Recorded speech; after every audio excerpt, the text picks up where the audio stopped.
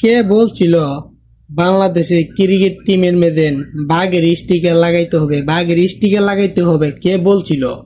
বাঘের স্টিকার লাগাইছো ভালো কথা, বাঘের মতন তো আর কাজ করতে পারো না।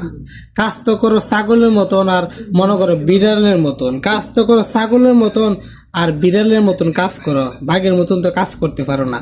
এখন এখন বর্তমানে আমার একটি দাবি, এইখানে যে বাঘের স্টিকারটা আছে হইলো গুড়ার স্টিকার লাগাও, আর নাইলে ছাগলের স্টিকার লাগাও, আর নাইলে বিড়ালের স্টিকার লাগাও। তোমরা বাঘের ইজ্জত মারতেছ, তোমরা বাঘের ইজ্জত মারতেছ।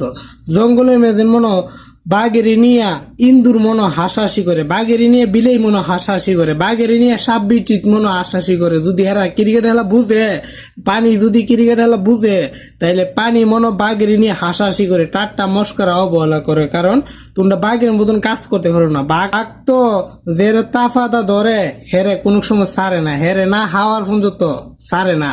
তোমরা তো বাংলাদেশ ক্রিকেট টিম 191 রানে টার্গেট দিলে হিয়ালা জিততে পারো না। কেন তোমরা বাঘের স্টিকারটা লাগায়া বাঘের ইজ্জত মারবা?